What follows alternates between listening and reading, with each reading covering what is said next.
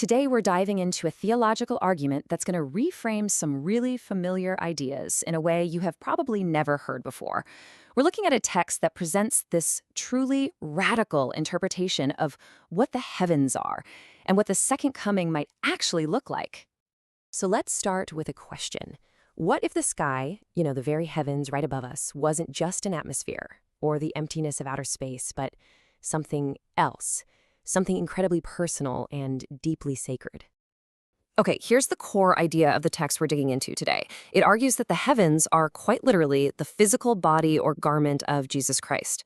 Now, that idea completely changes our relationship with the cosmos, right? It suggests we're living inside the very sacred reality we're waiting to be revealed. So you gotta ask, how on earth do you even build an argument like that? Well, let's build the foundation. The author doesn't just pull this idea out of thin air. It actually starts with a very specific and absolutely crucial connection found in the Bible. The entire argument really hinges on this one verse from Hebrews. It explicitly says that the veil, the one that separated the Holy of Holies in the ancient temple, was a symbol for the physical body of Christ. And this single link, this connection between a physical object and Christ's body, well, that's the key that unlocks this whole theory. So if the temple veil represents Christ's body, the author then takes that idea, that metaphor, and just blows it up to a truly cosmic scale. It's kind of a three-step equation, you could say.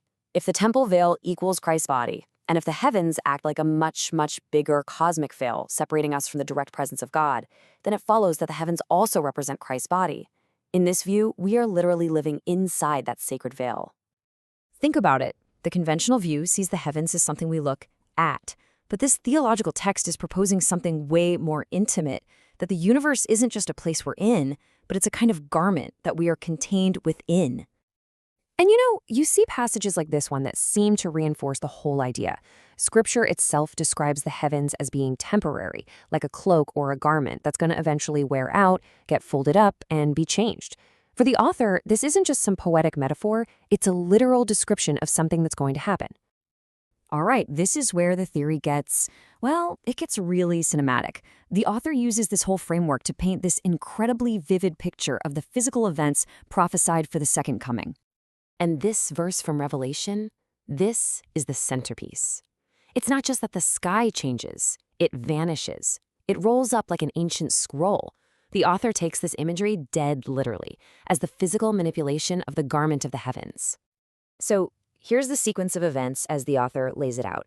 First, the sky itself begins to dissolve. Then, and this is the wild part, this dissolving cosmic fabric doesn't just disappear, it actually reforms, rolling up into the shape of a man. And third, this newly manifested body of Christ descends to a very specific spot on earth, the Mount of Olives. But look, the argument isn't just about some crazy physical event. The author also points to this really deep layer of ancient symbolism that backs up this whole idea of the universe as a divine garment. Take a look at this powerful quote. It's describing the high priest of Israel.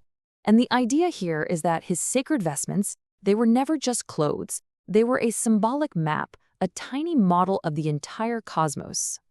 And this breakdown, which cites the first-century historian Josephus, shows that every single element had a cosmic meaning. The blue thread was for the sky, the pomegranates were for lightning, the bells for thunder, and those 12 stones on the breastplate, the constellations. The high priest was literally wearing a model of the universe. Now, how does this all circle back to Jesus? Well, it's through this powerful Greek word logos.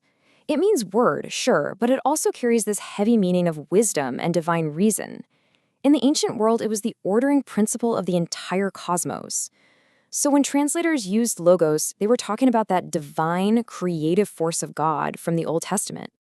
And of course, John's Gospel famously identifies Jesus as that logos. So the author's point is, if Jesus is the logos, the creative wisdom that holds all of creation together, then all of creation is, in a very real sense, his expression, his body, his garment. So this brings us to a really fascinating and I think a very human part of the argument. If this spectacular event were to happen, how would people actually react? According to the author, probably not how you'd think. Scripture says that when the sign of the Son of Man appears in heaven, the people of the earth will mourn. And this creates a really strange paradox, doesn't it? I mean, why mourn? If this is the triumphant return, the fulfillment of everything, why would the reaction be grief and fear instead of joy and celebration? The author gives a pretty startling answer. The argument is that most people just won't recognize the event for what it is. They won't see the sky rolling up to form the body of Christ, they'll just see the sky falling. The greatest sign in all of history could be completely misinterpreted as a terrifying, world-ending natural disaster. And that leaves us with a final, pretty provocative thought. It pushes the question beyond this one specific interpretation and asks something a lot more fundamental about us. If a true miracle happened, something so far outside of our everyday expectations, would we even have the mental framework to recognize it for what it truly is?